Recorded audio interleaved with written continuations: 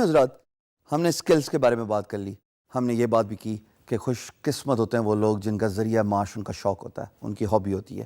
اس کی وجہ یہ ہوتی ہے کہ جب آپ اپنے پیشن کو مونیٹائز کر پائیں تو پھر آپ کا کام کرنے کا دل بھی کرتا ہے, آپ کا ایکسٹرا ٹائم لگانے کا اپنے کام میں دل بھی کرتا ہے. You go at length to learn the new advancement evolution in the skill in the software you want to pursue your career with.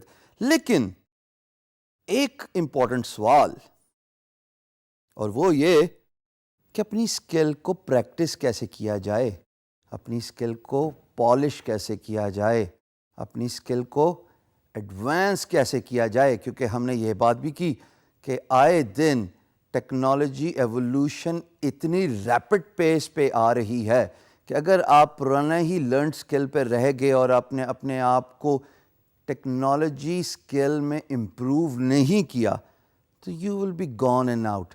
So it is very important کہ آپ اسکل کو پریکٹس کرتے رہیں, اس پہ improvement لے کے آئیں. Because جو ایڈوانس ہوتے ہیں اپنی اسکل میں وہ ان پروجیکٹس کو بھی انڈرٹیک کر سکتے ہیں جس میں بڈ کی کوانٹٹی لمیٹڈ ہوتی ہے, بیکاز ہر کوئی اسکل سیٹ امپروو نہیں کرتا.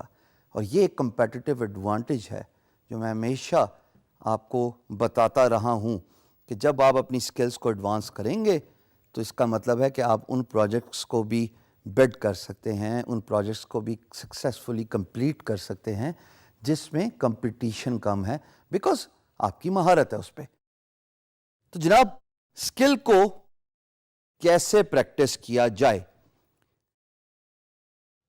جیسا کہ آپ کو پتہ ہے کہ میں ایک گرافک ڈیزائنر ہوں اور میں نے گرافک ڈیزائننگ کی کوئی فارمل ایجوکیشن, کمپیوٹر ایجوکیشن نہیں لی ہوئی.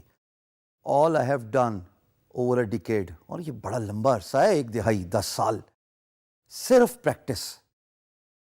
پہلے پیپر سکیچز, اس کے بعد پیپر سکیچز میں رنگ بھرنا, اس کے بعد کمپیوٹر ٹیبلٹ کا استعمال, اور پھر ایڈوب فوٹو شاپ کا وہ لیول تک مہارت حاصل کرنا by watching YouTube tutorials, by taking lot of courses paid and free, تاکہ میں نئی اسکل سیکھ سکوں. تبھی جا کے مہارت آتی ہے اور آپ ایسے ایسے پروجیکٹس پہ بڈ کر سکتے ہیں جو سننے میں ہی اتنے مشکل لگے, کرنے میں تو بہت دور کی بات.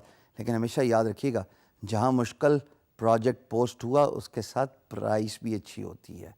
میں کیا کرتا تھا خواتین حضرات, when I was growing up and I was learning the art of computer graphic designing, I used to watch the YouTube tutorials. Tutorials کے بعد میں اس پرٹیکولر آرٹ ورک کو پریکٹس کرتا تھا, چاہے مجھے 2 گھنٹے لگیں, چاہے مجھے 6 گھنٹے لگیں.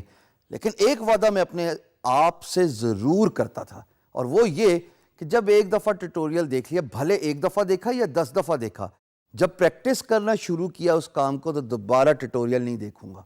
یہ اپنے آپ سے وعدہ تھا. اس سے ہوتا کیا ہے؟ اس سے یہ ہوتا ہے کہ آپ کی لرننگ سکل جو کہ آپ کے مائنڈ سے اسٹرینتھن ہوتی ہے خواتین حضرات, وہ ڈیولپ ہونا شروع ہو جاتی ہے. And once the learning skill develops, automatically آپ کی جو پروفیشنل اسکل ہے وہ ایڈوانس ہونا شروع ہو جاتی ہے. بیکاز آپ کو پتہ ہے کہ اگر میں نے ایک ویڈیو دیکھی اور اپنے آپ سے وعدہ کیا کہ میں اس ویڈیو کو ریپیٹ کروں گا, دوبارہ کام کروں گا, چاہے وہ ویب ڈیولپمنٹ ہو, چاہے وہ گرافک ڈیزائننگ ہو, چاہے وہ انجینئرنگ ہو, چاہے وہ data entry who, so and so forth. لیکن جب میں پریکٹس کر رہا ہوں گا اور اگر میں کوئی پوائنٹ مس کر گیا تو there is no way I can go back to the video before 12 اور 24 آورس. یہ اپنے آپ سے وعدہ ہے. یہ جو آپ سیلف اسیسمنٹ کرتے ہیں اپنی, اور اپنے آپ کو سیلف امپریزمنٹ میں رکھتے ہیں, یہ بہت ضروری ہے.